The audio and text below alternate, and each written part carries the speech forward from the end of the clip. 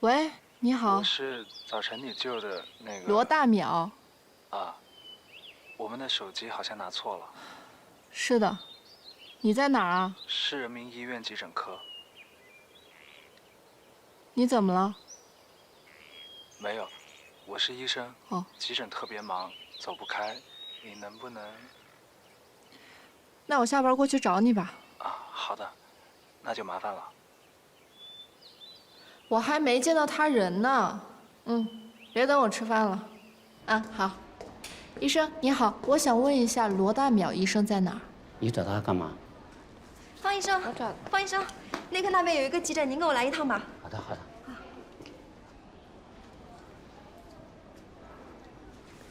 你好，我想问一下罗大淼医生的房间在哪儿？你找罗医生有什么事儿吗？我俩手机拿错了，我找他换手机。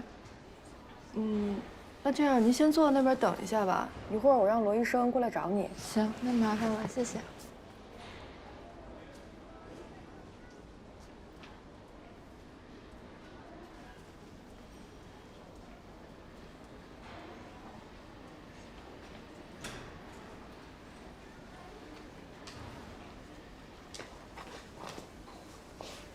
啊，谢谢。这是你的。应该是我不小心弄到的，没时间去修，最近也比较忙。要不你自己去修一趟，回头多少钱告诉我，给你转。好吧，麻烦你跑一趟了。不麻烦，就是刚才打听你在哪儿，花了点时间。你们这儿的医生护士一听我提到你的名字，看我的眼神都变了。需要搞得这么神秘吗？搞得我像坏人一样。他们是为了保护我，不好意思啊。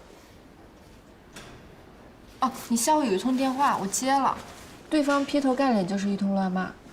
你欠人钱了？不是，是医疗纠纷。我最近在打官司，过2天就宣判了，所以就从肿瘤科调到了急诊。既然没有宣判，就还有赢的机会。谢谢。加油，罗医生。怎么称呼？哦，我叫赵三月，你叫我三月就行。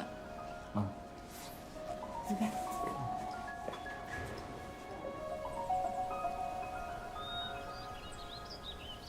所以曹轩要告的，就是你救的那个人啊？陈法医怎么说？到底什么是姑息治疗啊？用吗啡真的有问题吗？你问我呀，我又不是陈法医。还真不是我危言耸听。陈峰，你要搞清楚，这个案子如果是医院败诉了，中国的安宁疗护事业最少都要倒退20年都不止。你们别给我扣那么大帽子，我就是个法医，做好自己分内的事儿。行了，那我先忙了。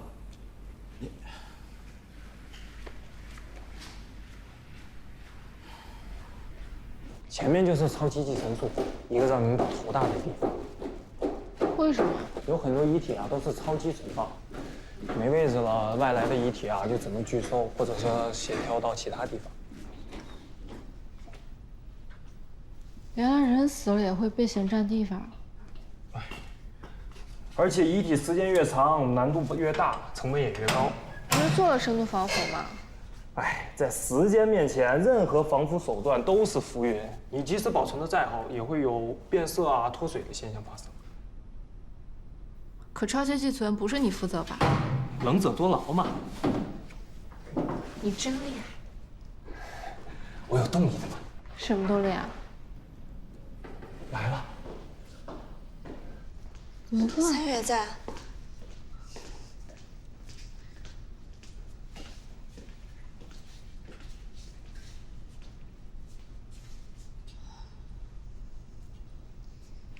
他就在里面。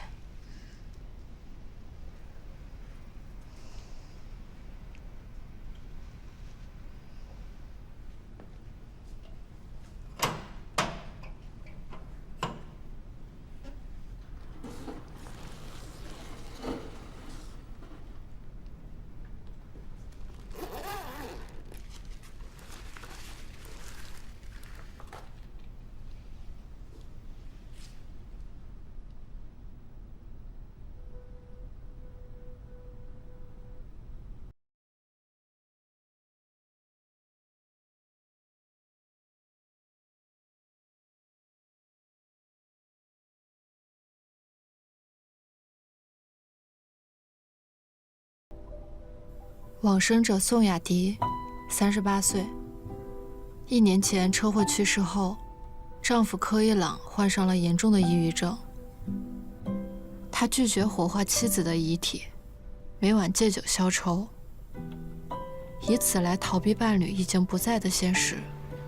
整个人几乎要被掏空了。直到一次偶然的机会，格格成为了他女儿的钢琴。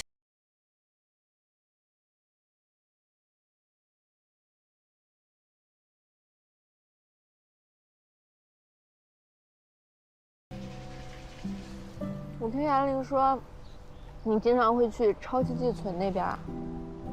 那儿的遗体大多数都没人认领。我没事就去那儿转转，就像看望老朋友一样。你好奇怪呀，哥哥。所以柯一朗是你专程找来的？那倒不是。我不是他女儿的钢琴老师吗？他的女儿10岁，叫雨笑，很好听的名字，对不对？雨笑。柯一朗没有把他妈妈去世的消息告诉他，但其实孩子什么都知道，甚至知道遗体就在殡仪馆里冷冻着，但他从来不问，装作一无所知的样子。他怕刺激到他爸，把所有的情绪都自己消化，表面上看上去开朗、活泼，实际上已经有自残倾向了。